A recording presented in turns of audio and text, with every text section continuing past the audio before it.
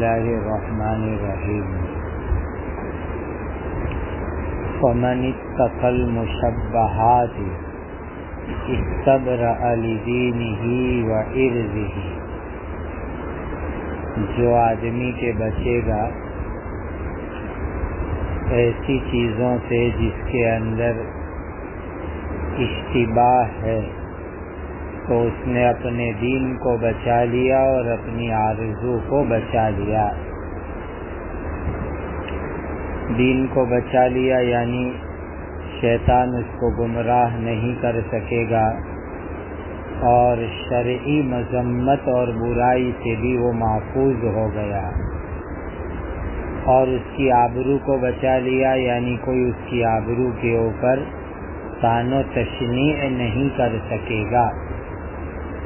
ومن وقع فی الشبہات، اور جو آدمی مشتبہ چیزوں کے اندر پڑے گا، تو یہاں جزا مقدر مانو ای وقع فی الحرام، تو خطرہ یہ ہے کہ وہ آدمی حرام چیز کے اندر بھی پڑ جائے گا، اور جو آدمی مشتبہ چیز کے اندر واقع ہوگا، پڑے گا، مبتلا ہوگا، تو آدمی حرام چیز کے اندر بھی پڑ جائے گا۔ اب مشتبہ چیز کے اندر واقع ہونے کا کیا مطلب؟ اس جملے کا پہلا مطلب یہ ہے کہ کسی چیز کا یقینی حکم معلوم نہیں تھا، پھر بھی اس نے وہ کام کر ڈالا، حالانکہ اس کو کسی بھی کام کے متعلق شرعی حکم یقینی طور پر معلوم کرنا چاہیے، لیکن یقینی طور پر شرعی حکم معلوم نہیں تھا، پھر بھی اس نے وہ کام کر لیا، تو آئندہ چل کر کے وہ آدمی حرام میں پڑے گا۔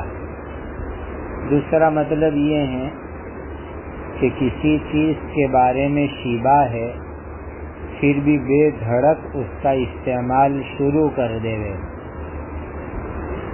معلوم ہے کہ اس چیز کے بارے میں شرعی طور پر شک ہے، شرعی طور پر شبہ ہے، پھر بھی بلا خوف و خطر اس چیز کو آدمی استعمال کرنا شروع کر دے، تو آدمی حرام کے اندر پڑے گا۔ اس کے بعد ایک مثال دی گئی، قراء یرعی حول الحما یوشک ان یواقعہ، اس چرواہے کی طرح جو اپنے جانور کو چراتا ہے چراہ گاہ کے ارد گرد، قریب ہے کہ وہ چراہ گاہ کے اندر داخل ہو جائے گا۔ اس چرواہے کی طرح جو اپنے جانور کو چراتا ہے چراہ گاہ کے ارد گرد، تو خطرہ ہے، قریب یہ ہے کہ وہ چراہ گاہ کے اندر داخل ہو جائے گا۔ اب یہاں حما سے کیا مراد ہے؟ زمانے جاہلیت کے اندر ایک خصوصی چراہ گاہ ہوا کرتی تھی، وہ چراہ گاہ ہوتی تھی بادشاہوں کی، قبیلے کے سرداروں کی، امیروں کی، رئیسوں کی ایک چراہ گاہ ہوا کرتی تھی۔ اس چراہ گاہ کے انتخاب کا طریقہ یہ ہوتا تھا کہ بادشاہ یا امیر اپنے کتے کو لے کر کے کسی ٹیلے کے اوپر جاتا، یعنی جہاں ہرا بھرا گھاس کا علاقہ ہوتا، کہ جہاں ہری بھری گھاس ہے، بکثرت جو ہے ہریالی ہے، تو ایسے علاقے کے اندر امیر بادشاہ جاوے اپنے کتے کو لے کر کے اور ٹیلے کے اوپر چڑھ جائے، اور ٹیلے کے اوپر چڑھ کر کے وہاں سے کتے کو بھونکواوے، یعنی کچھ ایسا کام کرے کہ جس کی وجہ سے کتا بھونکنا شروع کرے۔ اب ظاہر ہے کہ اونچے پہاڑ پر جا کر کے، اونچے ٹیلے پر جا کر کے اپنے کتے سے بھونکواوے تو کتے کے بھونکنے کی آواز دور دور تک جائے گی، کافی دور تک جائے گی۔ تو جتنی دور تک کتے کے بھونکنے کی آواز جاوے اتنی دور تک حد بنا لی جاتی تھی کہ یہ امیر صاحب کی حد ہے، یہ بادشاہ سلامت کی حد ہے، یہ قبیلے کے سردار کی حد ہے۔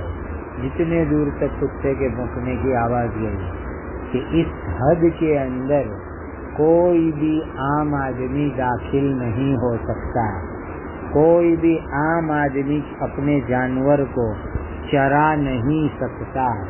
اس کو کہا جاتا تھا امیر اور بادشاہ کی خصوصی چراگاہ۔ اب یہ چراگاہ متعین ہو گئی، خاص ہو گئی، بادشاہ کے لیے، امیر کے لیے، رئیس کے لیے، قبیلے کے سردار کے لیے۔ کوئی دوسرا آدمی اس میں جا بھی نہیں سکتا اور اپنے جانور کو چرا بھی نہیں سکتا۔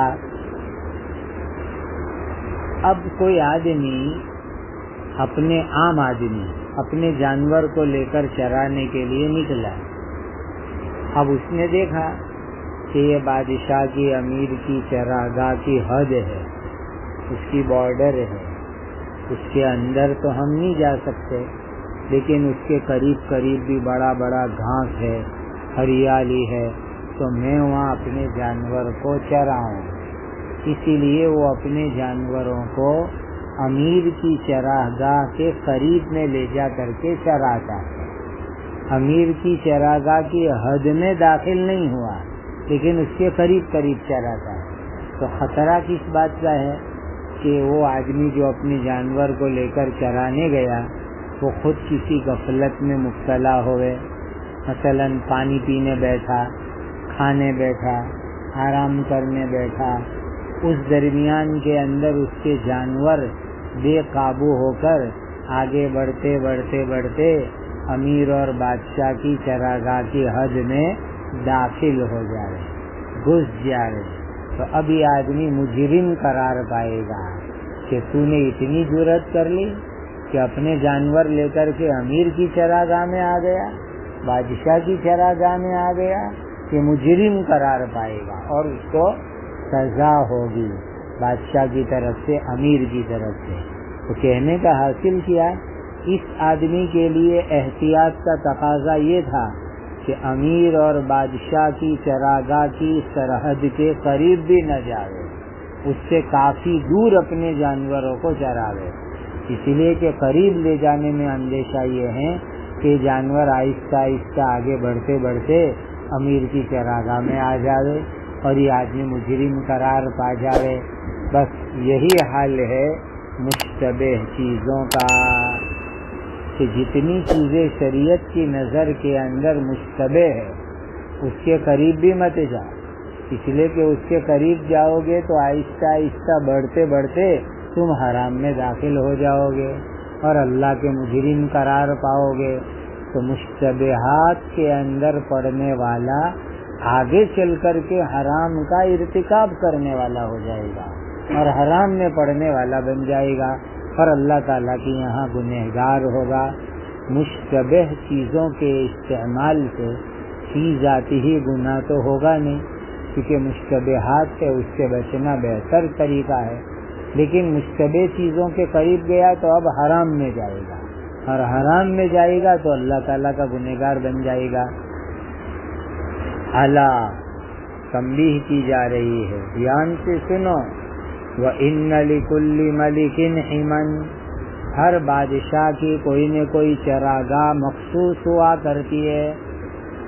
دیکھو پرانے زمانے میں بادشاہوں کے جانوروں کی چراگاہ مخصوص ہوتی تھی، اب کے زمانے میں بادشاہوں کے ایئرپورٹ مخصوص ہوا کرتے ہیں، کہ عام پبلک کے جو ہوائی اڈے ہوتے ہیں ایئرپورٹ، وہاں ان کے جہاز نہیں آتے، وہ وی آئی پی ان کے ایئرپورٹ ہوتے ہیں۔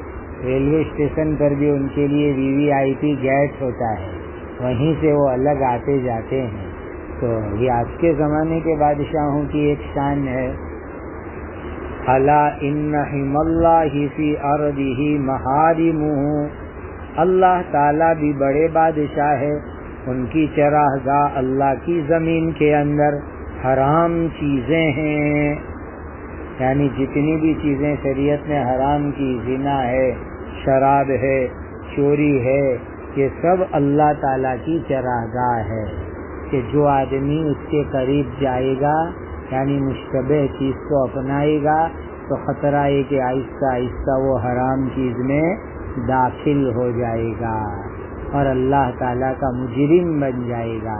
اسی لیے بہتر یہی ہے کہ جو چیز صراحتاً حرام ہے اس کے قریب بھی مت جاؤ، اس سے دور دور رہو اور اس سے اپنے آپ کو بچاؤ، کیونکہ حرام چیز کے قریب جاؤ گے تو حرام میں واقع ہو جاؤ گے۔ اس لیے شریعت نے کیا تعبیر کی؟ لا تقربوا الزنا انہ کان فاحشہ، زنا کرنے سے منع نہیں کیا، زنا کے قریب بھی مت جاؤ یہ منع کیا گیا۔ لیکن زنا تو فی ذاتی حرام ہے ہی ہے، وہ تو کوئی کر ہی نہیں سکتا، لیکن زنا کے قریب یعنی مقدمات زنا، اسباب زنا، ذرائع زنا، اس کے قریب بھی مت جاؤ، ورنہ آہستہ آہستہ آدمی آگے بڑھتے بڑھتے حرام میں واقع ہو جانے کا اندیشہ ہے۔ یہ ہے شریعت مقدسہ کی مبارک تعلیم۔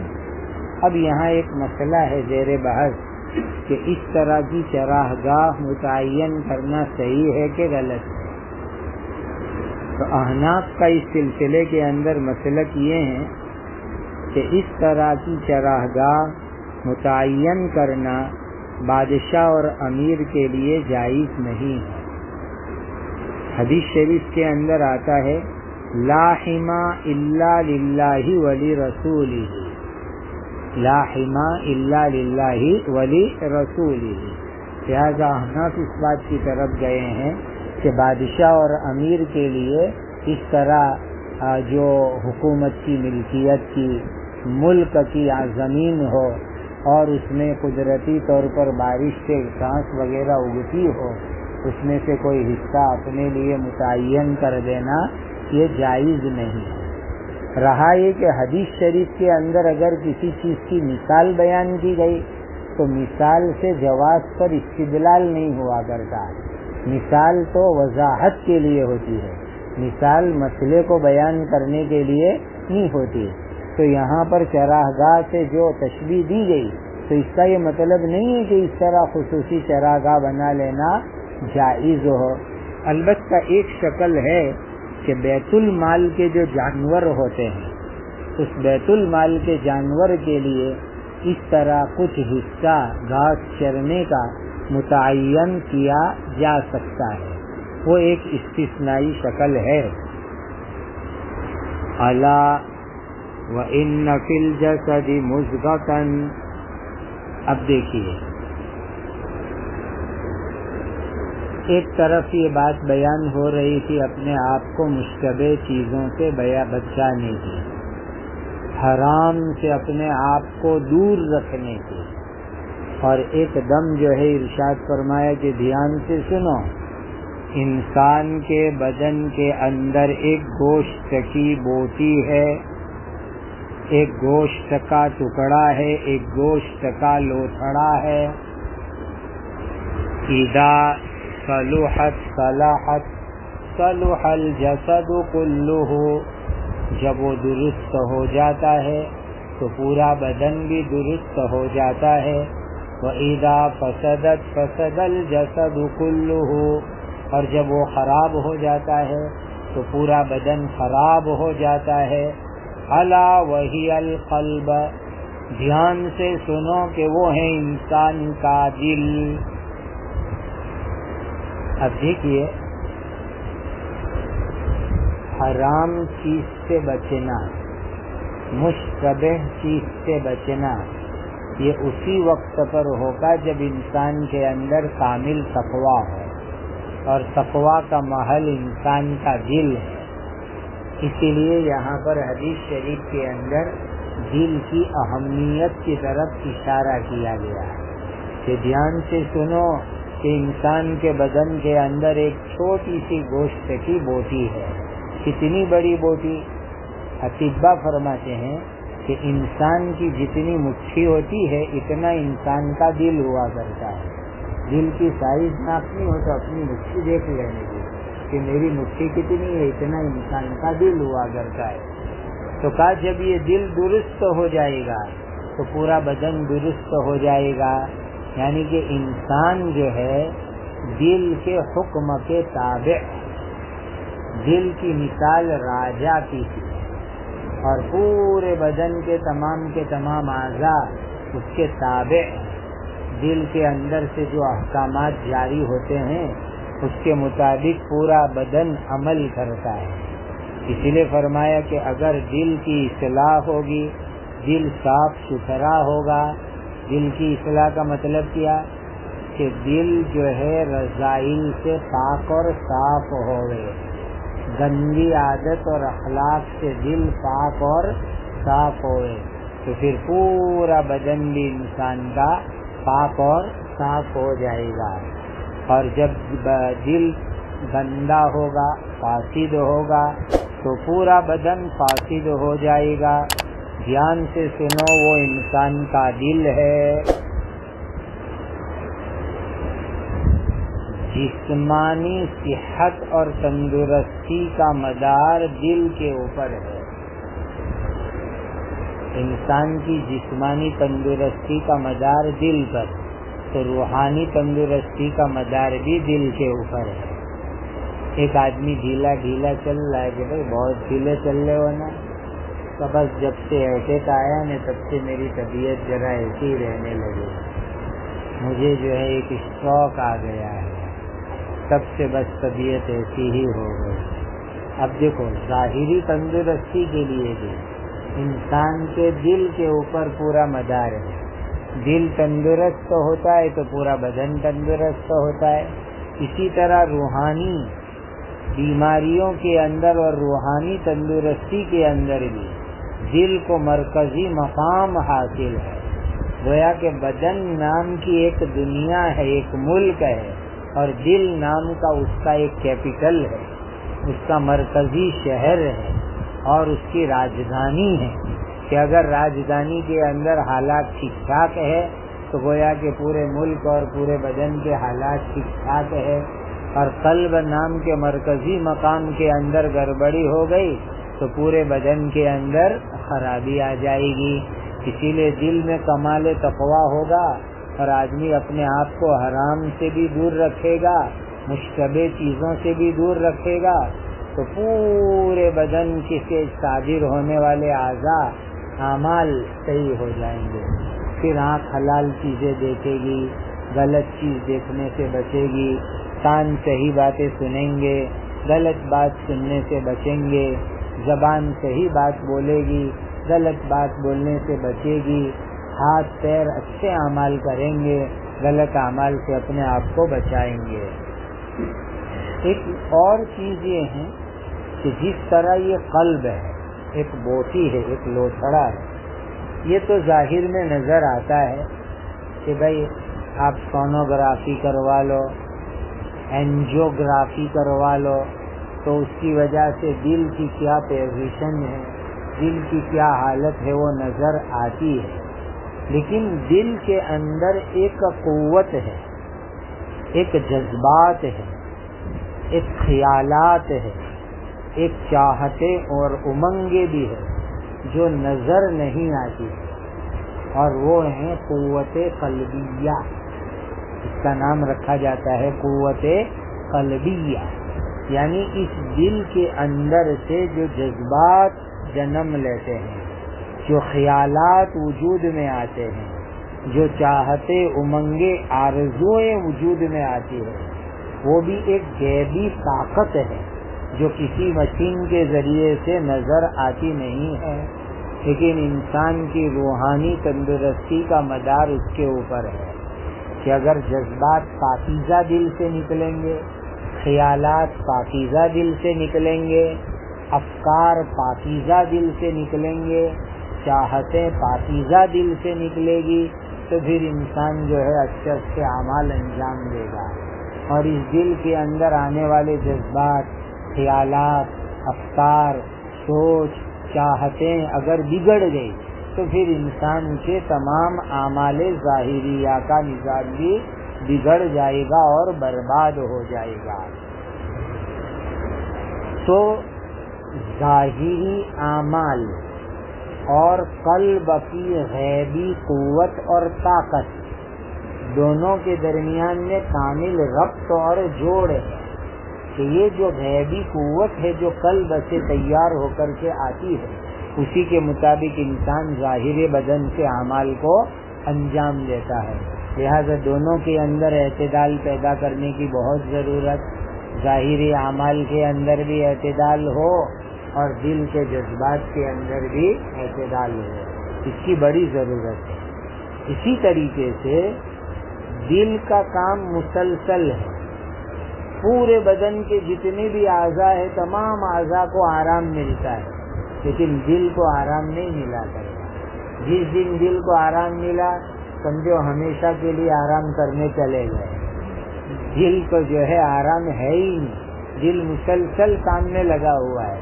آنکھ سو جائے گی، آنکھ کو آرام ملا، آدمی سو جائے گا، ہاتھ پیر کو سکون مل جائے گا، یہاں تک کہ یہ سوچ اور قوت خیالیہ وہ بھی نیند کی حالت کے اندر جو ہے ٹھنڈی پڑ جاتی ہے، لیکن یہ دل مسلسل دھڑکتا ہی رہتا ہے، مسلسل چلتا ہی رہتا ہے۔ بس اسی طریقے سے انسان کی قلبی کیفیت کا حال ہے کہ قلب سے انسان کے بدن کا جو پورا تعلق ہے وہ ایک تسلسل کے ساتھ اعمال کا ہے، تسلسل کے ساتھ اچھے افکار کا ہے، تسلسل کے ساتھ اچھے جذبات اور اچھے خیالات کا ہے۔ اسی لیے نبی کریم صلی اللہ علیہ وسلم نے حدیث شریف کے اندر قلب کی اصلاح کی طرف بڑی اہمیت دلوائی کہ جس کا قلب ٹھیک ٹھاک ہوگا وہ آدمی اپنے آپ کو حرام سے بچائے گا، فاسد چیزوں سے بچائے گا۔ اسی لیے قلب کی اصلاح بہت ضروری ہو جاتی ہے۔ اب سوال یہ ہے کہ آدمی مشتبہ چیزوں سے بچے کے تو اس کے لیے قلب کی اصلاح ضروری۔ قلب کی اصلاح کیسے ہوگی؟ تو جو مصلحین قلب ہے ان کے پاس جانا پڑے گا، کسی اللہ والے سے اصلاح کرانی پڑے گی، اور جو ہے امراض باطنہ جو انسان کے اندر ہوتے ہیں ان رذائل سے اپنے آپ کو پاک صاف کرانا پڑے گا، تب جا کر کے یہ قلب کی اصلاح ہوگی اور پھر انسان کے ظاہری اعمال بھی درست ہوں گے، مشتبہ چیز سے بچنا بھی آسان ہو جائے گا، حرام سے اپنے آپ کو دور رکھنا بھی آسان ہو جائے گا۔ اب حدیث شریف کے متعلق چند باتیں اور بھی سن لیجیے۔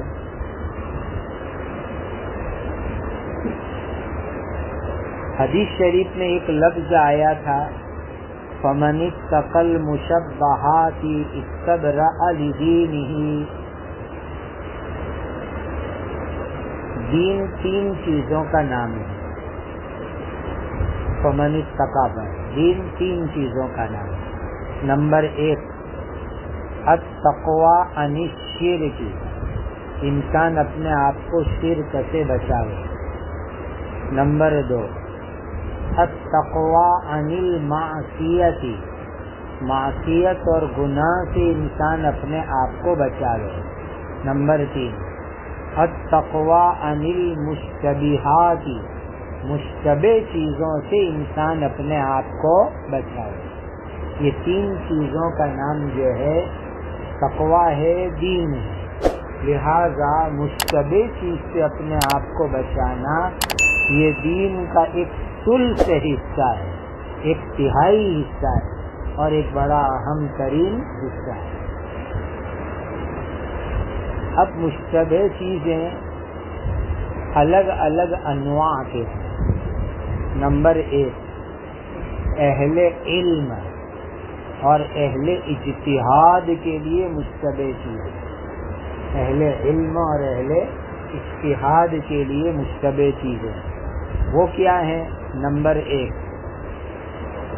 جب کسی چیز کے بارے میں دلائل کے اندر تعارض ہو جاوے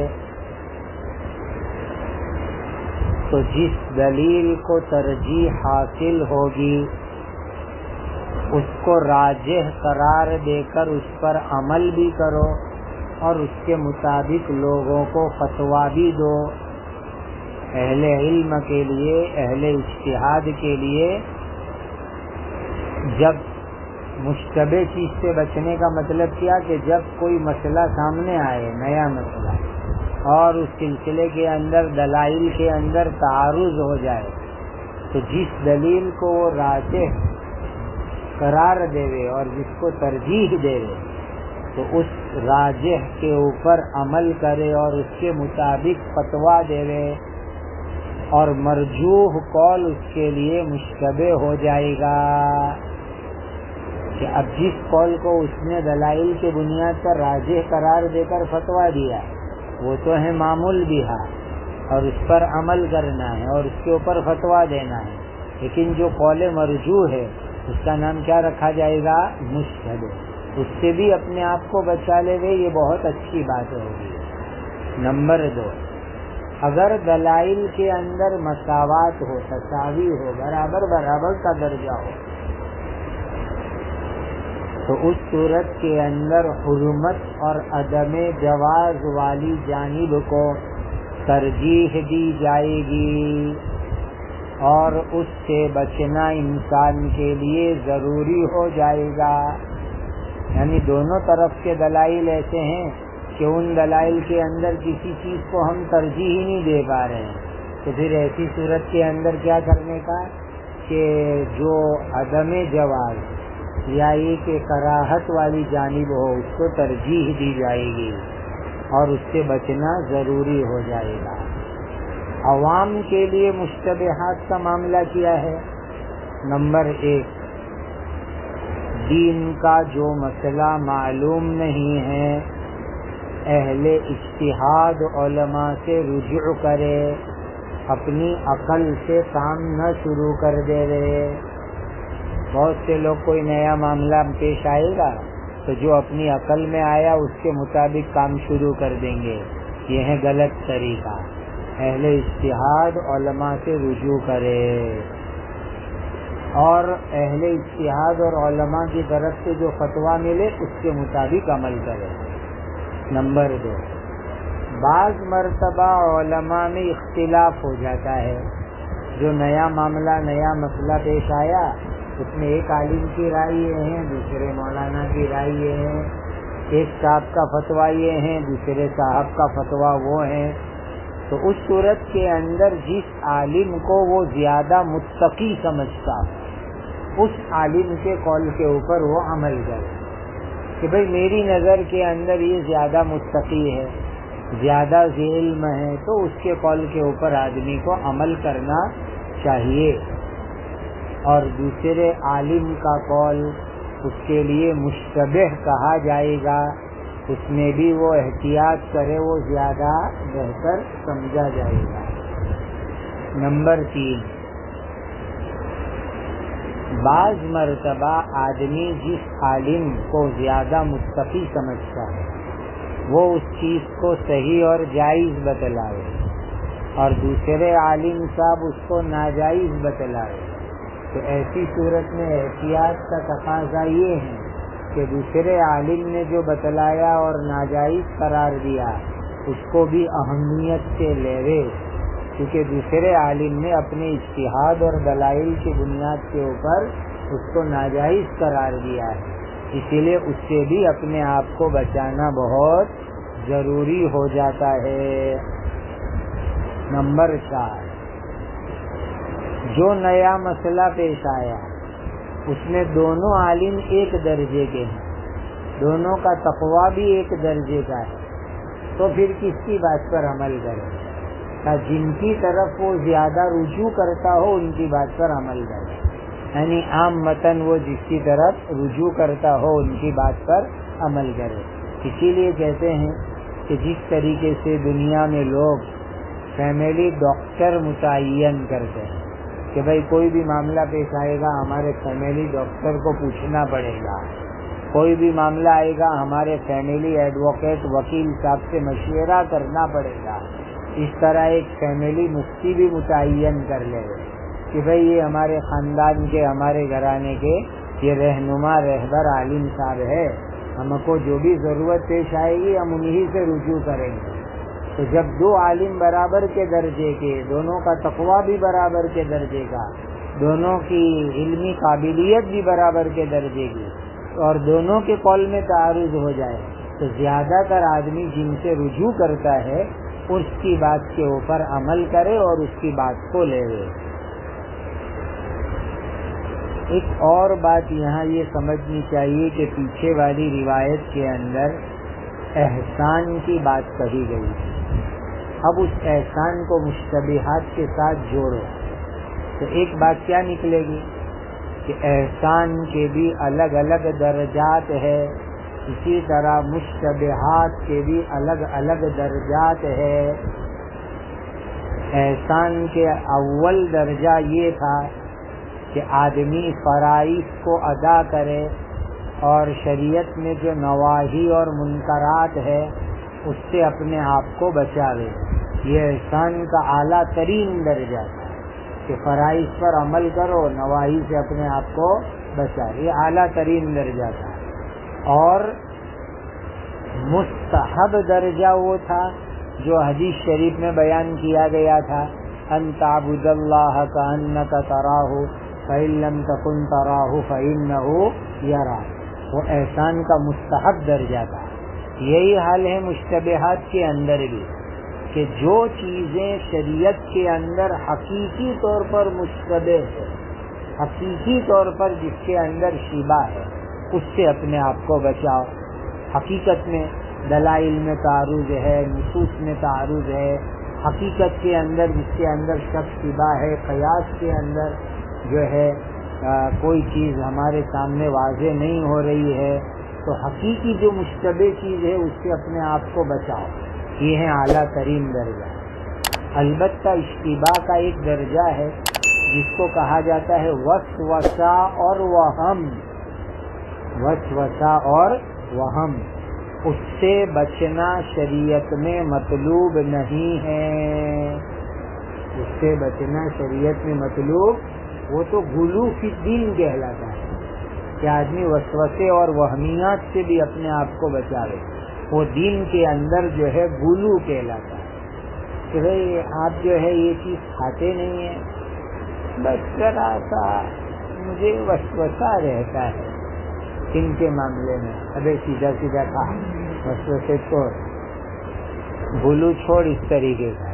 تو یہ جو وسوسہ اور وہمیات ہے نا، یہ ہے غلو فی الدین، اس سے بچنے کا نام جو ہے مشتبہ چیز سے بچنا نہیں ہے، وہ تو جو ہے آدمی اس کو تو آدمی کو اس کا علاج کرانا چاہیے۔ ایک بات یہ ہے کہ جو بھی نئی چیز سامنے آوے تو اس سلسلے کے اندر انسان پہلے شرعی مسئلہ معلوم کرے، یہی احتیاط کا تقاضا ہے۔ بغیر احتیاط کے کسی بھی نئی چیز کو آدمی نہ اپناوے۔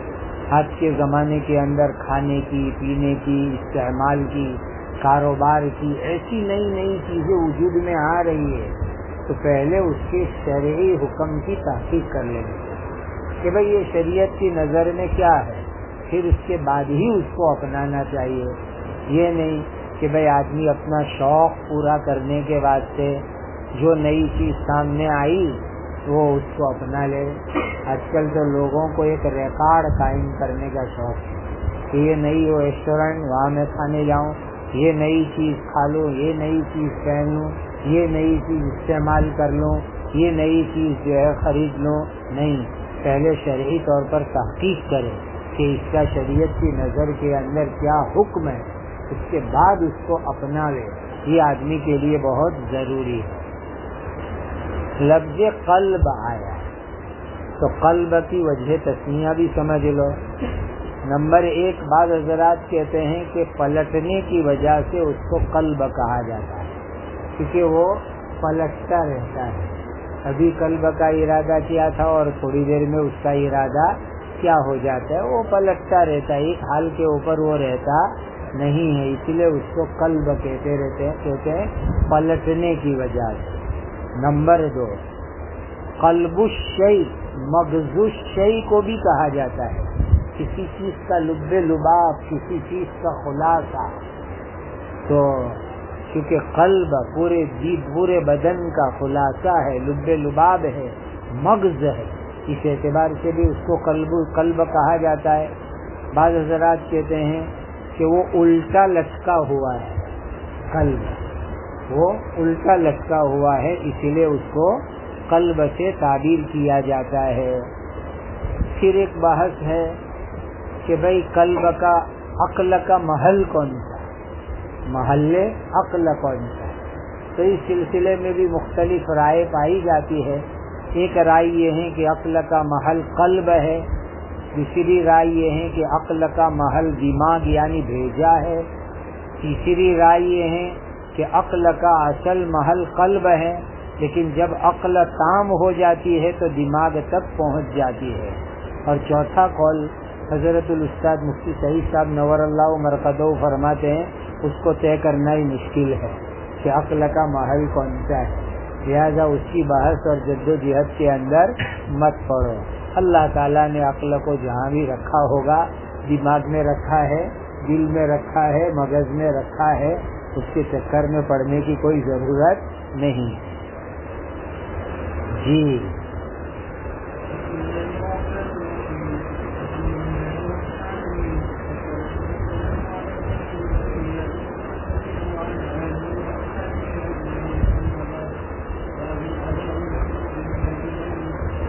باب اداء الخمس من الایمان.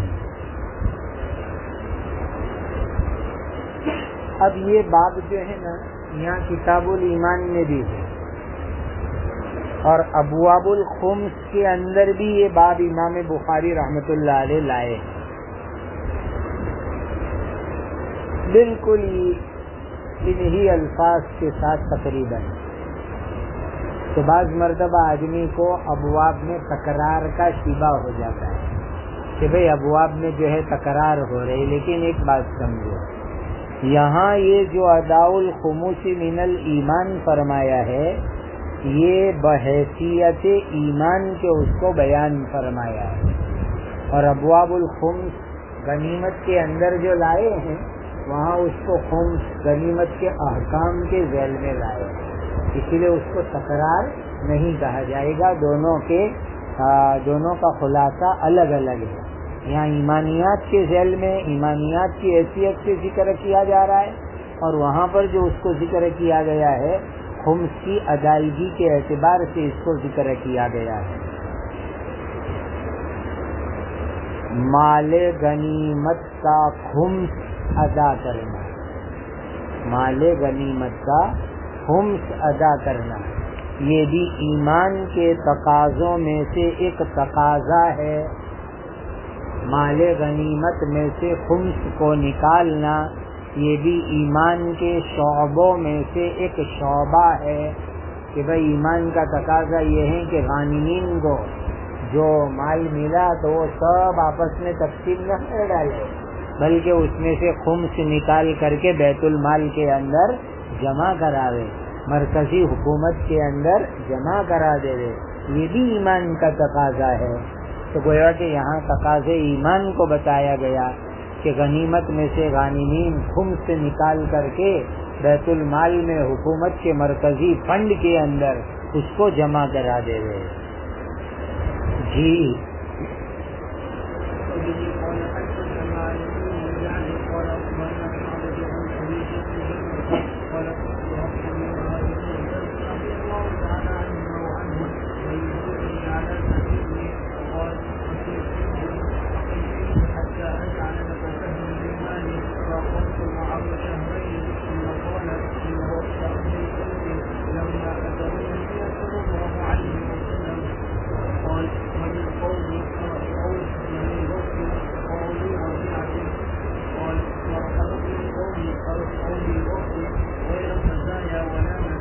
بس یہ بڑی مشہور روایت ہے، پوری بخاری شریف میں 11 جگہوں پر یہ روایت آئی ہے، اور اس روایت کا نام ہے روایت وفد عبد القیس. وفد عبد القیس کی یہ روایت کہلاتی ہے۔ اب یہاں بڑی اہمیت کی حامل یہ روایت ہے، چند اہم امور ہے اس روایت کے بارے میں۔ پہلے اجمالی طور پر جو ہے اس کی چند عنوانات دیکھ لو تاکہ وہ تمام عنوانات کو سمجھنا آسان ہو جائے۔ نمبر 1، قبیلہ عبد القیس کا تعارف۔ دوسرا عنوان ہے یہ وفد عبد القیس حضرت نبی کریم صلی اللہ علیہ وسلم کی خدمت اقدس میں کب آیا، کتنی مرتبہ آیا۔ نمبر 3، اس قبیلے کے ایمان لانے کا پس منظر کیا ہوا، کیسے اس قبیلے کے لوگوں نے ایمان قبول کیا۔ نمبر 4، حضرت نبی کریم صلی اللہ علیہ وسلم نے اس قبیلے کے لوگوں کو 4 باتوں کی تعلیم دینے کا وعدہ فرمایا، لیکن جب ہم ان تعلیمات کو گننے جاتے ہیں تو 4 سے اوپر ہو جاتی ہے۔ ایسا کیوں ہوا روایت کے اندر؟ نمبر 5، نبی کریم صلی اللہ علیہ وسلم نے ان کو جو تعلیمات دی اس کے اندر برتن شراب کے لیے جو استعمال ہوتے تھے اس سے آپ صلی اللہ علیہ وسلم نے ان کو منع فرمایا۔ تو ان برتنوں کی ممانعت کی وجہ کیا، حکمت کیا، اور یہ کون کون سے برتن ہیں جس سے نبی کریم صلی اللہ علیہ وسلم نے ان کو منع فرمایا۔ نمبر 6، حضرت ابو جمرہ، ان کا اتنا بڑا مقام کیسے ہوا کہ حضرت عبداللہ ابن عباس رضی اللہ تعالیٰ عنہما ان کو اپنے ساتھ چارپائی کے اوپر خود بٹھاتے تھے، اور جب یہ جانے لگے تو اصرار کر کے ان کو روکا کہ تم جاؤ مت بلکہ میرے پاس رکو۔ یہ ابو جمرہ کون ہیں اور ان کا اتنا اونچا مقام ان کو کیسے حاصل ہو گیا۔ نمبر 7، روایت میں حج کا تذکرہ نہیں ہے۔ جب شریعت کے بڑے بڑے احکام کی تعلیم کا تذکرہ ہوا تو حج کا کیوں تذکرہ نہیں ہے۔ نمبر 8، حضرت نبی کریم صلی اللہ علیہ وسلم نے ان کے لیے ایک شاندار جملہ استقبالیہ فرمایا، غیر خزایا ولا ندامہ۔ تو یہ جملہ ان کے لیے آپ صلی اللہ علیہ وسلم نے کیوں ارشاد فرمایا، غیر خزایا ولا ندامہ؟ اس جملے کو ارشاد فرمانے کی بنیادی وجہ کیا تھی؟ نمبر 9، یہ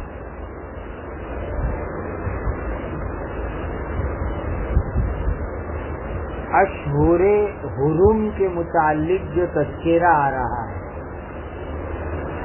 کہ اشہر حرم، تو اس کی حقیقت اور حیثیت کے بارے میں۔ اور 10واں عنوان یہ رہے گا کہ ابو جمرہ اور ایک بوڑھیا دونوں نے حضرت عبداللہ ابن عباس رضی اللہ تعالیٰ عنہما سے ان برتنوں کے استعمال کے متعلق سوالات کیے، لیکن جواب جو ہے بدل بدل کے آئے، الگ الگ آئے۔ اس کی حکمت کیا تھی، اس کی وجہ کیا تھی؟ اتنے عنوانات کو اس روایت کے اندر ہمیں سمجھنا ہے۔ اس سے پہلے اجمالی طور پر روایت کو دیکھ لیتے ہیں۔ عن ابی جمرہ، حضرت ابو جمرہ رحمت اللہ تعالی علیہ سے یہ روایت منقول ہے۔ دیکھو ابو جمرہ کا مختصر تعارف دیکھ لو۔ ابو جمرہ یہ کنیت ہے، ان کا نام ہے نصر ابن عمران الضبوعی۔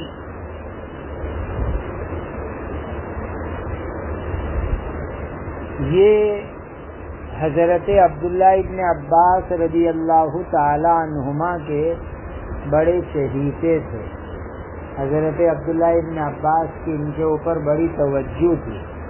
قال، فرماتے ہیں ابو جمرہ، كنت اقعد مع ابن عباس میں حضرت عبداللہ ابن عباس رضی اللہ تعالی عنہما کے ساتھ بیٹھا کرتا تھا۔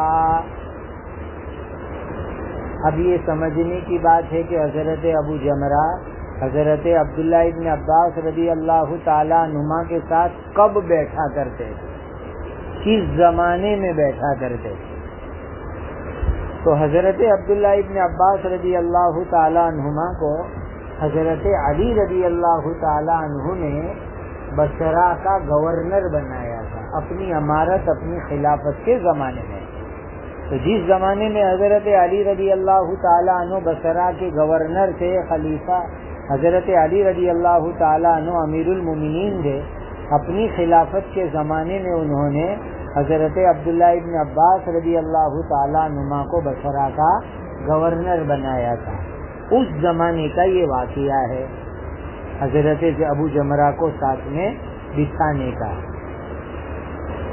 دراصل بات یہ تھی کہ فتوحات جب عجم کے علاقے میں آگے بڑھی اور بہت سے اجمی لوگ ایمان میں داخل ہوئے تو زبان کا مسئلہ آ کے کھڑا ہوا، کیونکہ صحابہ کرام کی ایک بڑی جماعت وہ تھی جو عربی النسل تھی، اور جب عجم کے علاقے کے یہ گورنر بنے، حاکم بنے، قاضی بنے، اور اجمی علاقوں کے لوگوں کی زبان الگ، اب مقامی لوگ مسئلہ پوچھنے آوے، فیصلہ کرانے کے لیے آوے، اپنے معاملات کے اندر رجوع کرے، تو زبان جو ہے گورنر صاحب کی عوام کو نہیں آتی اور عوام کی زبان گورنر صاحب کو نہیں آتی، لہذا مسئلہ زبان کا آیا۔ تو بصرہ کی گورنری کے دور میں حضرت عبداللہ ابن عباس کو یہی بات پیش آئی کہ ان کو فارسی آتی نہیں، اور وہاں لوگ فارسی زبان استعمال کرتے تھے۔ اب لوگ آوے مسائل پوچھنے کے لیے، فیصلے کرانے کے لیے، اور فارسی زبان میں بات چیت کرے، تو ضرورت پڑتی تھی ترجمان کی، کہ کوئی جو ہے ٹرانسلیشن کرنے والا ہوئے کہ جو مترجم بن کر کے کام کرے۔ اب یہ جو ابو جمرہ تھے، یہ ابو جمرہ کو فارسی زبان آتی تھی، یہ فارسی زبان جانتے تھے، اسی لیے حضرت عبداللہ ابن عباس رضی اللہ تعالیٰ عنہما ان کو اپنے ساتھ بٹھایا کرتے تھے، اپنے ساتھ ان کو رکھتے تھے، تاکہ کوئی آدمی آوے تو آنے کے بعد جو ہے کوئی مسئلہ پوچھے تو یہ اپنی زبان میں کہے اور یہ ترجمہ کر کے حضرت کو بتلا دے اور جو ہے ترجمانی کر دے۔ اس سے معلوم ہوا کہ ضرورت کے موقع کے اوپر اس طرح ترجمان رکھنا یہ شرعاً گنجائش کی چیز ہے، یہ کوئی قبیح اور بری چیز نہیں ہے مترجم رکھنا۔ اس سے ایک دوسری بات یہ بھی معلوم ہوئی کہ یہ حضرات گورنری کے دور میں بھی درس و تدریس اور علم کی اشاعت کے سلسلے میں لگے ہوئے رہے، کہ حضرت عبداللہ ابن عباس جس زمانے میں بصرہ کے گورنر تھے، اب تو میں گورنر ہوں، نہیں گورنر تھے، پھر بھی آپ نے تدریسی اور علم کے فیضان کا سلسلہ باقی رکھا، کہ کتنا اچھا سلسلہ ہے۔ جیسے کہ اسلامی تاریخ کے اندر بہت سے بادشاہوں کے لیے بات آتی ہے کہ بھئی وہ اب بادشاہ بھی ہے، حکومت بھی چلا رہے ہیں، اور ساتھ میں پڑھنے پڑھانے کا اور دینی سلسلہ بھی ان کا جاری ہے۔ تو حضرت عبداللہ ابن عباس رضی اللہ تعالیٰ عنہما گورنری کے ساتھ یہ علمی سلسلہ بھی انہوں نے جاری رکھے ہوئے تھا۔ فَيُجْلِسُنِي عَلَى سَرِيرِهِ، حضرت عبداللہ ابن عباس مجھے اپنی چارپائی پر بٹھاتے تھے، یعنی ان کے لیے ایک چارپائی ہوتی تھی، ایک تخت ہوتا تھا جس پر بیٹھ کر کے وہ لوگوں کو حدیث سناتے تھے۔ تو جس تخت پر بیٹھ کر کے، جس چارپائی پر بیٹھ کر کے حضرت عبداللہ ابن عباس لوگوں کو حدیث سناتے تھے، مجھے بھی اسی چارپائی پر ساتھ میں بٹھاتے تھے۔ دیکھیے ابو جمرہ کی سعادت کہ صحابی رسول کے ساتھ ان کو ایک تخت پر، ایک کرسی پر بیٹھنے کا موقع مل گیا، یہ ان کے لیے بڑی خوش نصیبی کی بات تھی۔ اور سامعین ارد گرد نیچے بیٹھے رہتے تھے، اس سے یہ بھی ثابت ہو گیا کہ بھئی حدیث سنانے والا، مسائل سنانے والا کسی امتیازی جگہ کے اوپر بیٹھے اور سامعین ارد گرد ذرا نیچے بیٹھ جاوے، یہ کوئی قبیح اور بری چیز نہیں ہے۔ دور صحابہ کے اندر بھی اس کا رواج تھا، اور پیچھے والی حدیث میں گزرا کہ خود حضرت نبی کریم صلی اللہ علیہ وسلم کے لیے ایک بلند جگہ تھوڑی سی اونچی امتیازی بنا دی گئی تھی، تاکہ جو ہے لوگوں کو پہچاننا اور تعارف بھی، رجوع کرنا بھی آسان ہو جاوے، اس مقصد سے۔ اب یہ جاننا چاہتے ہوں گے ابو جمرہ، تو حضرت عبداللہ ابن عباس نے کیا فرمایا؟ اقیم عندی، میرے پاس رکو۔ کہاں جاتے ہو؟ رکو نا میرے پاس، میں ہوں، آپ لوگ بھی رک جاؤ، کیا ضرورت ہے جانے کی؟ میں ہوں، میرے ساتھ رہو، میں تم کو کچھ سکھاؤں گا، تم سیکھو میرے پاس رک کر کے۔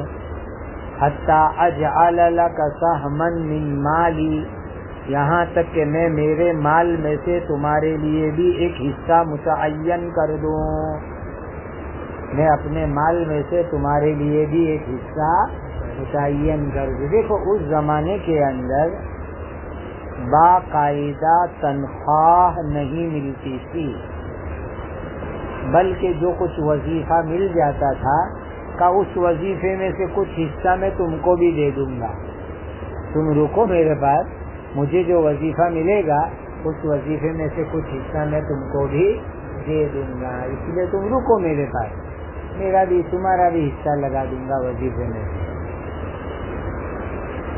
اب یہ جو ان کو کہا تو فَأَقَمْتُ مَعَهُ شَهْرَيْنِ، ابو جمرہ کہتے ہیں کہ پھر میں 2 مہینے رک گیا، کہ چلو اتنے بڑے آدمی کہہ رہے ہیں تو رک جاؤ، ان کے ساتھ رہو، کچھ مال بھی مل جائے گا، علم بھی مل جائے گا، اور بڑی سعادت ہے کہ ان کے ساتھ کرسی پر ہاتھ سے بیٹھنے کا موقع بھی ملتا ہے، لہذا میں بھی رک گیا 2 مہینے ان کی خدمت کے اندر۔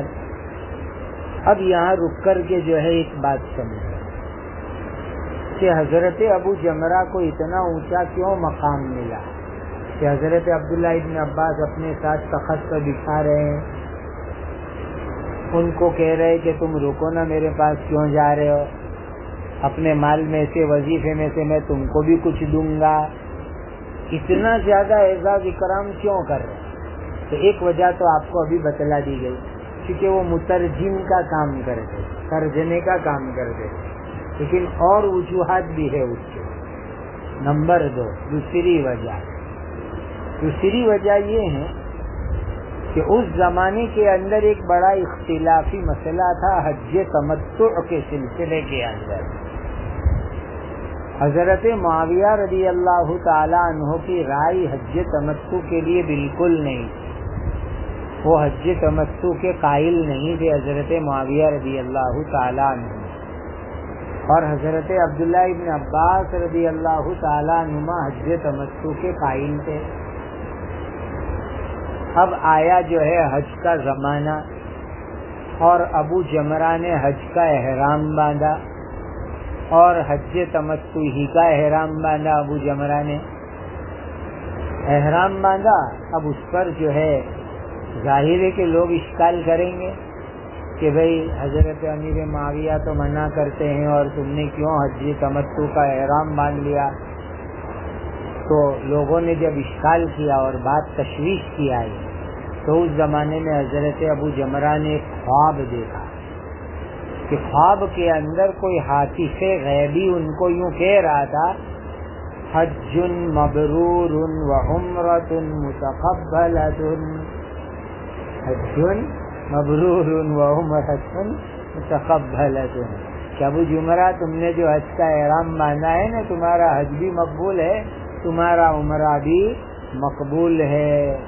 بس خواب میں حاطف غیبی کے اس قول کے اوپر وہ حج تمتع والے مسلک کی تائید ہو گئی، اور گویا حضرت عبداللہ ابن عباس کا جو موقف تھا اس موقف کی تائید ہو گئی۔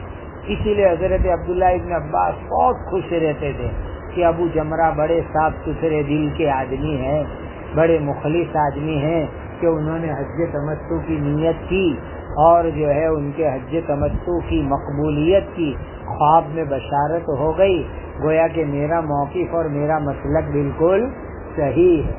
تو چونکہ ان کے احرام کی برکت سے حضرت عبداللہ ابن عباس کے موقف کی منامی تائید ہو گئی، اسی لیے حضرت عبداللہ ابن عباس ان سے بہت خوش رہتے تھے، بھائی تو یہاں رہے میرے پاس، میرے ساتھ کچھ تخت پر بیٹھ، میں میرے مال کے وظیفے میں سے تیرے لیے بھی کچھ حصہ مقرر کروں گا، تجھے بھی کچھ دوں گا۔ نمبر 3، بعض حضرات یہ فرماتے ہیں کہ خود ابو جمرہ کو بھی پوچھا گیا اس سلسلے کے اندر کہ بھئی حضرت عبداللہ ابن عباس آپ کی بہت تکریم کرتے ہیں، بہت عزت کرتے ہیں، حضرت عبداللہ ابن عباس وجہ کیا ہے؟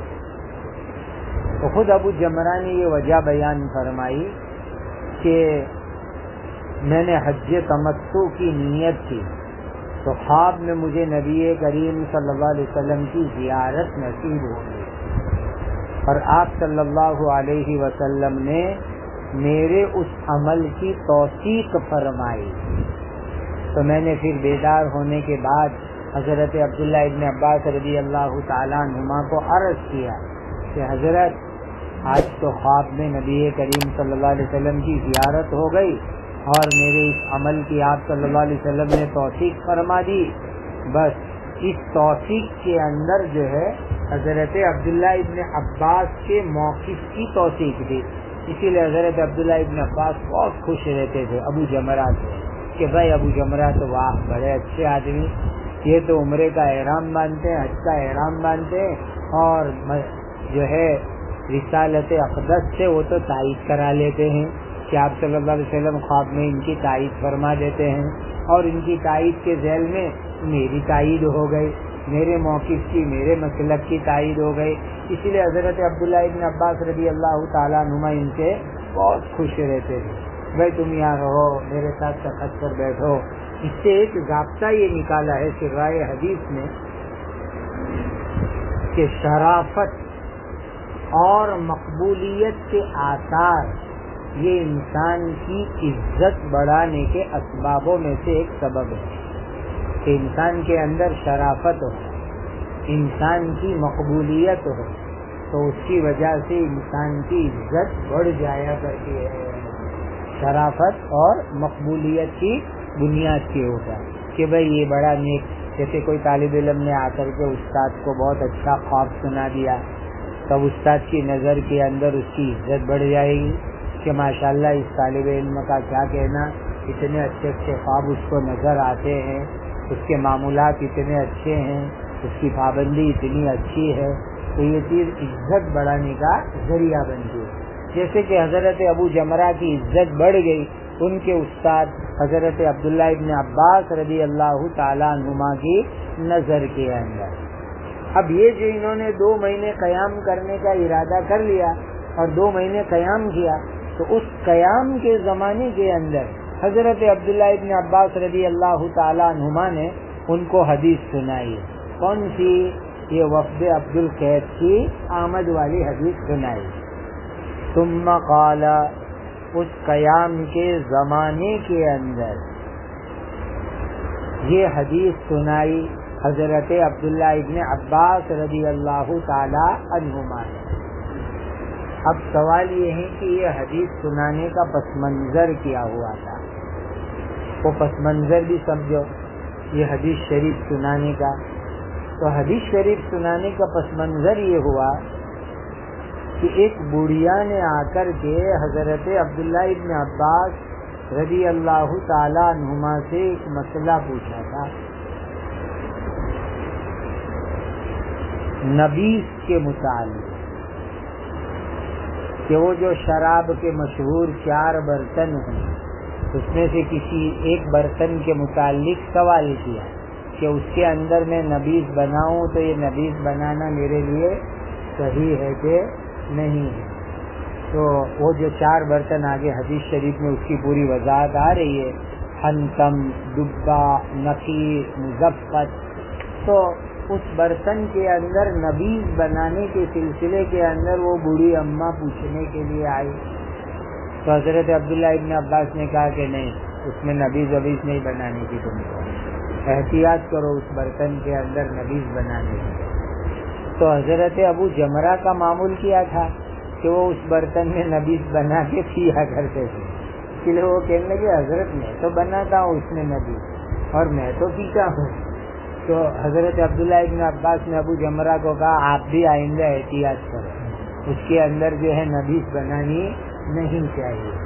تو جب انہوں نے یہ بات کہی تو اس کی مناسبت سے حضرت عبداللہ ابن عباس رضی اللہ تعالیٰ عنہما نے ان کو وفد قیس کی آمد والی پوری حدیث سنا دی کہ بھئی وفد عبد القیس آیا تھا اور اس موقع پر نبی کریم صلی اللہ علیہ وسلم نے ان کو ان 4 برتنوں کے استعمال کرنے سے منع فرمایا تھا۔ یہ پس منظر بنا تھا وفد عبد القیس والی روایت کے سنانے کا۔ ایک بڑھیا نے آ کر حضرت عبداللہ ابن عباس رضی اللہ تعالیٰ عنہ سے شراب کے مشہور برتن میں نبیذ بنانے کا مسئلہ پوچھا، آپ نے منع فرمایا۔ ابو جمرہ نے کہا حضرت میں تو اس میں بناتا ہوں اور پیتا بھی ہوں۔ تو اس پر جو ہے انہوں نے تنبیہ فرمائی اور یہ حدیث جو ہے انہوں نے سنائی۔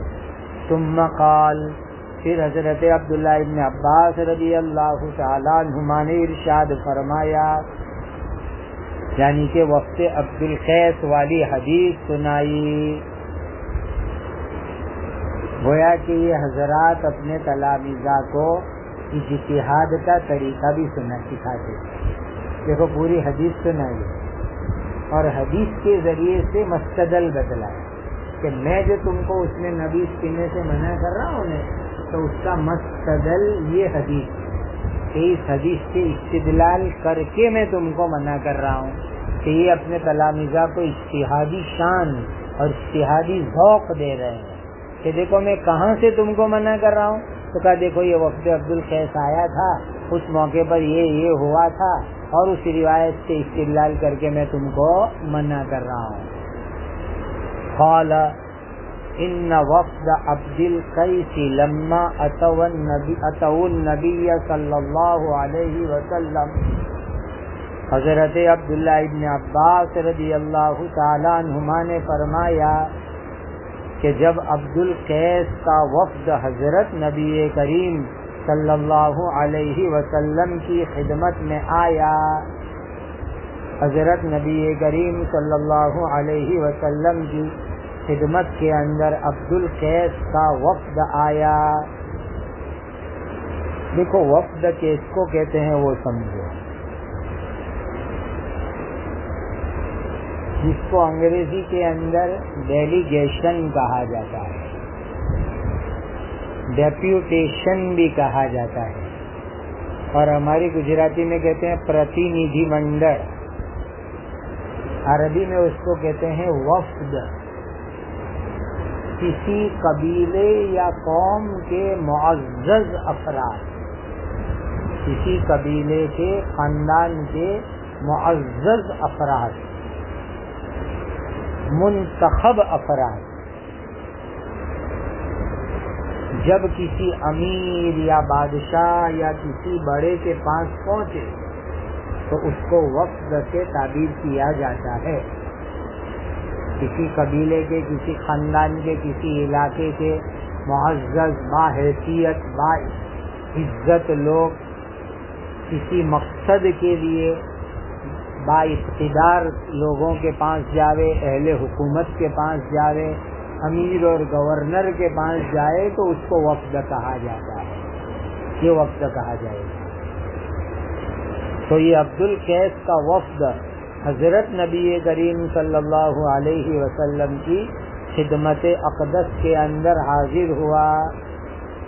اب سمجھو اس قبیلے کا تھوڑا سا تعارف۔ دو بھائی تھے سگے، ایک بھائی کا نام تھا ربیعہ ابن نزار ابن معد ابن عدنان،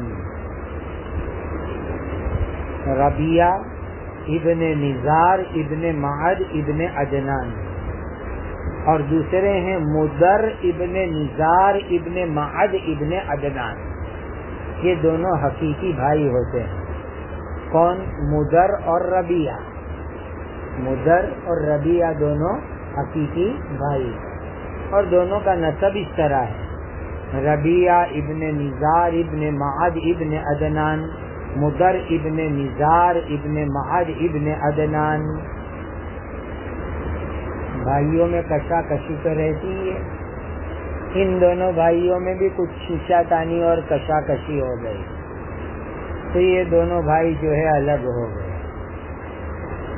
ایک بھائی جو تھا یہ مدر ابن نزار، یہ عرب کے علاقے میں مکہ کی طرف آ کر کے آباد ہو گیا، مدر ابن نزار۔ اور مدر ابن نزار کی جو اولاد اور نسل چلی اسی کو قریش کہا جاتا ہے۔ یہ جو پورا قبیلہ قریش ہے یہ مدر ابن نزار ابن معد ابن عدنان کی اولاد ہے۔ دوسرا بھائی جو ہے یہ بحرین کے علاقے کے اندر چلا گیا، کون سا؟ ربیعہ ابن نزار ابن معد ابن عدنان، یہ بحرین کے علاقے کے اندر چلا گیا اور وہاں آباد ہو گیا۔ اب مدر آ گیا عرب میں مکہ میں اور یہاں آباد ہو گیا، اس کی اولاد نسل سب یہاں چلی اور وہ قبیلہ بن گیا قریش۔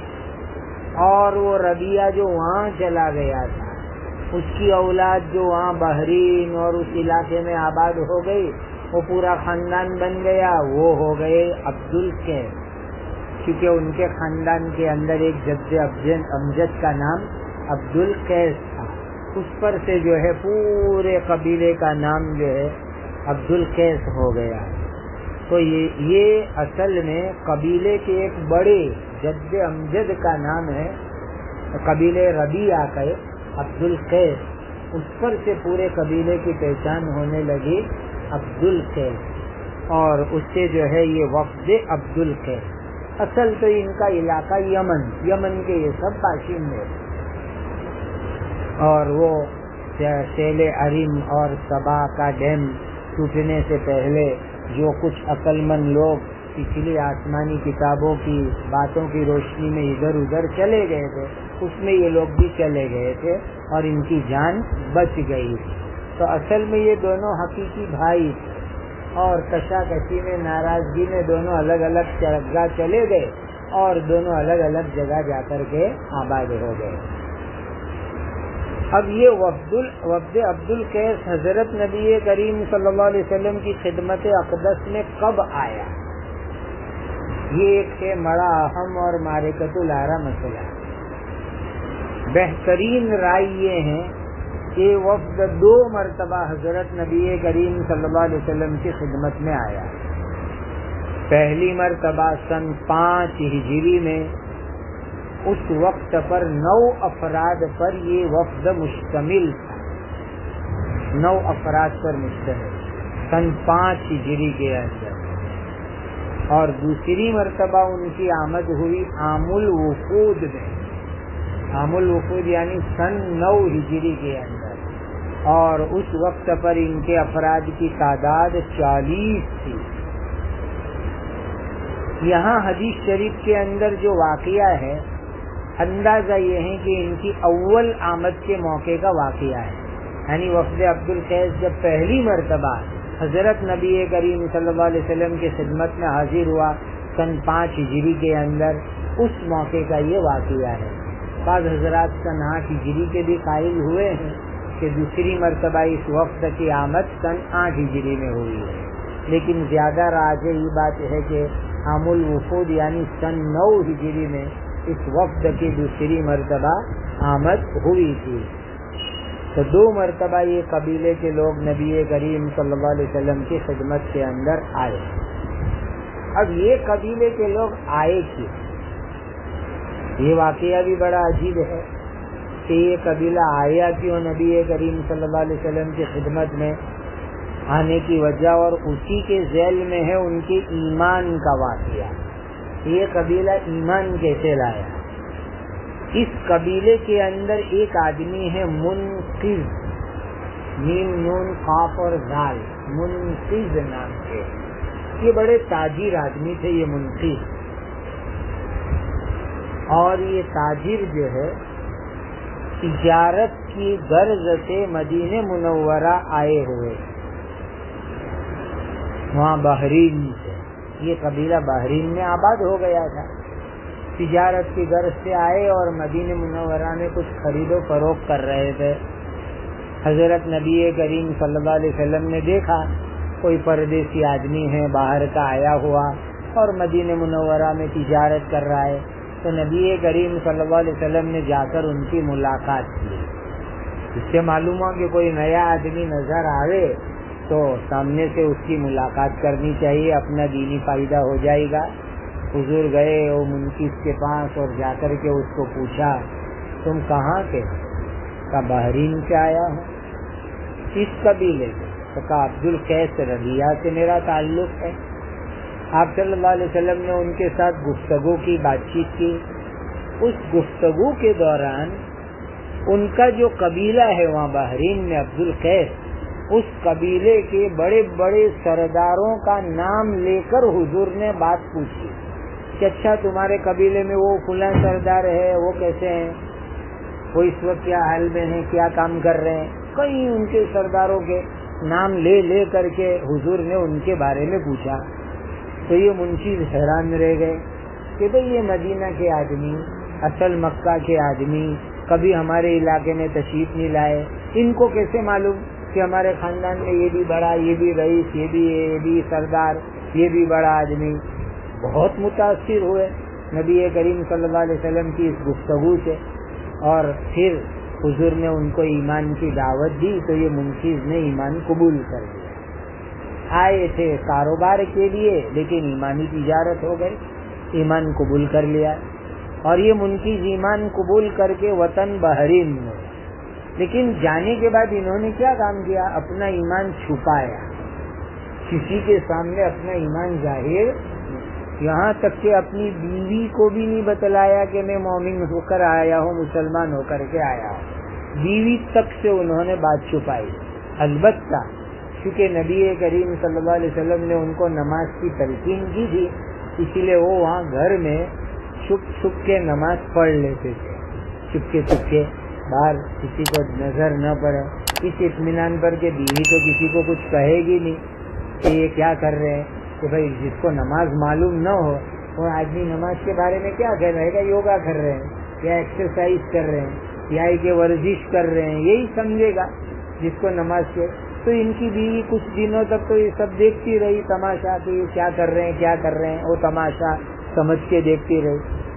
ان کی بیوی نے جا کر کے اپنے ابا کو، یعنی منکس کے خسر ابا کو، بیوی کے ابا منکس کے خسر ابا کو جا کر کے ایک دن بات کی کہ ابا جان آپ کے داماد منکس جب سے وہ عرب تجارت کرنے کے لیے گئے تھے اور وہاں سے تجارت کر کے آئے تب سے ان کی حالت بالکل بدل گئی ہے، آ کے گھر میں کچھ نیا پورا دن کرتے رہتے ہیں، صبح میں کچھ کرتے ہیں، دوپہر میں کچھ کرتے ہیں، شام کو کچھ کرتے ہیں، رات کو کچھ کرتے ہیں، پتہ نہیں ان کو کیا ہو گیا ہے۔ اب ان کی بیوی کے جو ابا تھے ان کا نام تھا منذر اور ان کا لقب تھا اشج القوم، یعنی قبیلے عبد القیس کے بڑے سردار، یہ ان کا لقب مشہور تھا۔ تو وہ منذر پورے قبیلے عبد القیس کے بڑے سردار اور بڑے رئیس مانے جاتے تھے۔ تو یہ جو ہے منکس کی بیوی نے جا کر ان کو بتلا دیا ابا جان کو، اور وہ قوم کے بڑے لیڈر اور سردار تھے۔ داماد کو بلایا کہ آؤ، پھر پوچھا منذر نے منکس کو کہ ایسا سنا ہے تمہارے بارے میں، یہ رپورٹ آئی ہے کہ تم کچھ کرتے ہو گھر میں دن بھر، کیا کرتے ہو بتلاؤ۔ تو انہوں نے بھی پھر چھپایا، جو بات تھی صحیح بتلا دی کہ ابھی جو میں تجارت کی غرض سے مدینہ منورہ گیا تھا تو وہاں اللہ کے آخری نبی مبعوث ہوئے ہیں، قریشی نبی ہے، میں تو ان کے ہاتھ پر ایمان لے آیا، مسلمان ہو چکا ہوں، اور انہوں نے مجھ کو نماز سکھلائی ہے، یہ جو گھر میں کرتا ہوں میں نماز پڑھتا ہوں۔ انہوں نے سب باتیں بتلا دی، اور جب انہوں نے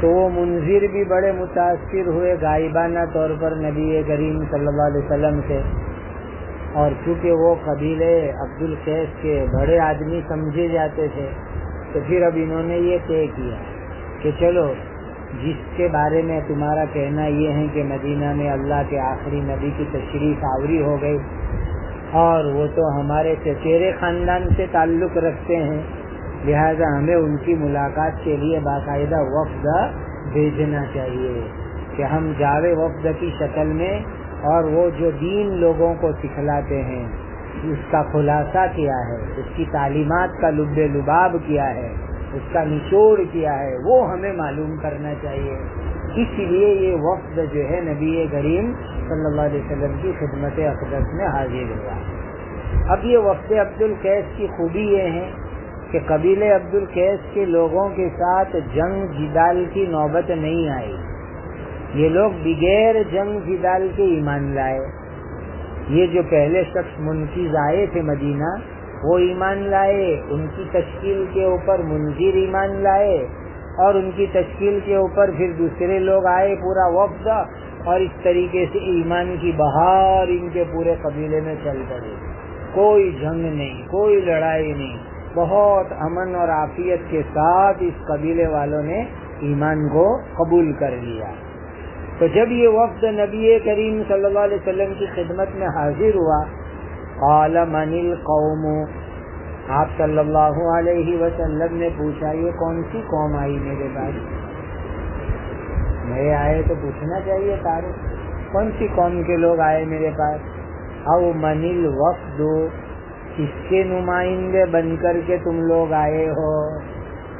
وفد کون سا وفد، یعنی کس کے نمائندے بن کر کے تم آئے ہو؟ یہ او جو ہے نا، حضرت شعبہ کو شک ہوا ہے، حدیث کے راوی جو ہے نا اخبرنا شعبۃ، جو ابو جمرہ کے شاگرد، ان کو یہاں شک ہوا ہے حضرت شعبہ کو۔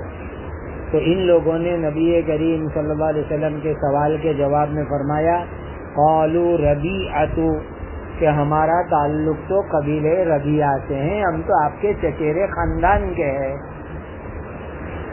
بس جب یہ بات انہوں نے کہی کہ ہم تو آپ کے چچیرے خاندان سے تعلق رکھنے والے، اور آپ کا اور ہمارا نسب اوپر جا کر کے ایک ہو جاتا ہے، آپ صلی اللہ علیہ وسلم کو بہت خوشی ہوئی، اور آپ نے بہت زوردار استقبالی الفاظ ارشاد فرمائے۔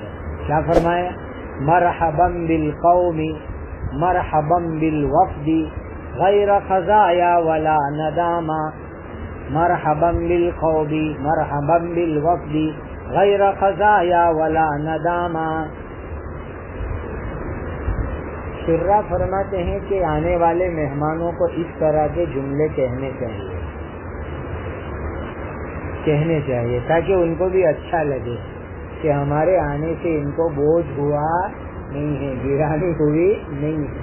ورنہ بہت سی مرتبہ کسی آنے والے کی آمد پر انسان کی زبان سے ایسا جملہ نکل جاتا ہے کہ سامنے والے کا موڈ بھی ختم، اور خود میزبان کا موڈ تو پہلے سے سڑا ہوا ہی تھا، تو ہی تو اس نے یہ جملہ کہا، جیسے کوئی آیا تو گھڑی دیکھنے لگے، مطلب کہ کہاں بے وقت ہوا آیا، تو سامنے والے سمجھیں گے کہ دیکھو میں نے آ کر غلطی کی، اس وقت مجھے آنا نہیں چاہیے تھا۔ گویا کوئی پردیسی باہر کا آدمی آوے تو اس کے سامنے اس طرح کے جملے بولنے چاہیے کہ اس کو کوئی گیرانی محسوس نہ ہو۔